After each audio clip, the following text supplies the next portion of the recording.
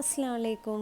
എല്ലാവരും വീട്ടിൽ സേഫായിട്ട് ഇരിക്കുന്നു എന്ന് വിശ്വസിക്കുന്നു. അപ്പോൾ കുറേ പേര് എൻ്റെ അടുത്ത് ഹെന്ന മിക്സിങ് വീഡിയോ യൂട്യൂബിൽ ചെയ്യാൻ വേണ്ടി പറഞ്ഞിട്ടുണ്ടായിരുന്നു. അപ്പോൾ ഞാൻ വിചാരിച്ചു അതിന് മുന്നേ നിങ്ങൾക്കൊരു ഇൻട്രൊഡക്ഷൻ, അതായത് എന്തൊക്കെ മെറ്റീരിയൽസാണ് ഇതിന് വേണ്ടതെന്ന് ഈ വീഡിയോയിൽ കൂടി ഞാൻ പറഞ്ഞുതരാം. ആദ്യമായിട്ടൊരു മിക്സിങ് ബൗൾ വേണം. ഞാനിവിടെ യൂസ് ചെയ്യാൻ പോകുന്നത് ഒരു പ്ലാസ്റ്റിക് ബൗളാണ്. അതിൻ്റെ കൂടെ സിലിക്കൺ സ്പാറ്റുല, ഫുള്ളി സിലിക്കൺ ആണെങ്കിൽ ലോങ് ലാസ്റ്റിംഗ് ആയിരിക്കും. ഒരു ടേബിൾ സ്പൂൺ വേണം. ലാർജ് ബാച്ചൊക്കെ ചെയ്യുമ്പോൾ ടേബിൾ സ്പൂൺ ആയിരിക്കും കുറച്ചും കൂടി നല്ലത്. വെയിങ് മെഷീൻ എന്ന് പറയുന്നത് നമ്മൾ എല്ലാ കോൺസും സെയിം ക്വാണ്ടിറ്റിയിൽ ചെയ്യാൻ വേണ്ടിയിട്ടാണ് വെയിങ് മെഷീൻ യൂസ് ചെയ്യുന്നത്. ടേപ്പ് ഡിസ്പെൻസർ നമ്മൾ യൂസ് ചെയ്യുന്നത് ഹെന്ന കോൺസ് വളരെ പെട്ടെന്നും നീറ്റായിട്ടും ചെയ്യാൻ വേണ്ടിയിട്ടാണ്. പിന്നെ ഇലക്ട്രിക് ബീറ്റർ വളരെ അത്യാവശ്യമാണ്. ഇലക്ട്രിക് ബീറ്റർ ഉണ്ടെങ്കിൽ മാത്രമേ നമ്മൾ പേസ്റ്റ് സ്മൂത്തായിട്ട് കിട്ടുള്ളൂ. ചില ആൾക്കാർ വിസ്കും യൂസ് ചെയ്യുന്നുണ്ട്, പക്ഷേങ്കിൽ ഇലക്ട്രിക് ബീറ്റർ ആയിരിക്കും.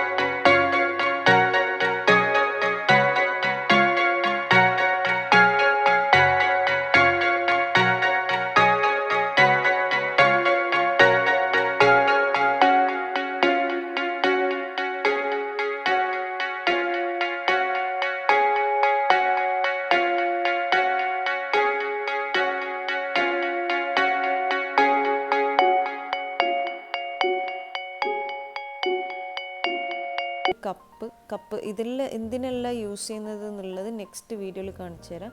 പിന്നെ ഒരു പൈപ്പിംഗ് ബാഗ് വേണം. അത് സ്മോൾ ഓർ മീഡിയം അല്ലെങ്കിൽ ലാർജ് സൈസിലെല്ലാം അവൈലബിൾ ആണ്.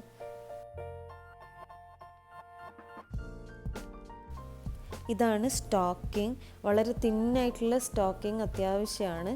പിന്നെ കുറേ ആൾക്കാർ വിചാരിക്കുന്നുണ്ട് ഈ സ്റ്റോക്കിങ്ങിനെ കൊണ്ട് എന്താ ഹെന്ന മിക്സിങ്ങിൽ കാര്യം. പക്ഷേങ്കിൽ ഇതെല്ലാം ഞാൻ അടുത്ത നെക്സ്റ്റ് വീഡിയോസിൽ, ഹെന്ന മിക്സിങ് വീഡിയോസിൽ കംപ്ലീറ്റ് ഡീറ്റെയിൽ ആയിട്ട് കാണിച്ചിരുന്നതായിരിക്കും.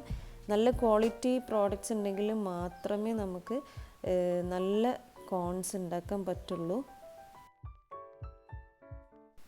ഇത്രയും കാര്യങ്ങൾ നിങ്ങളെ കയ്യിലുണ്ട് എന്നുണ്ടെങ്കിൽ നിങ്ങൾക്ക് സ്വന്തമായിട്ട് യൂസ് ചെയ്യാനുള്ള മെഹന്തി കോൺസും അതേപോലെ തന്നെ പുറത്ത് സെല്ല് ചെയ്യാനുള്ള കോൺസും ഉണ്ടാക്കാൻ പറ്റും വീട്ടിലിരുന്നു കൊണ്ട്.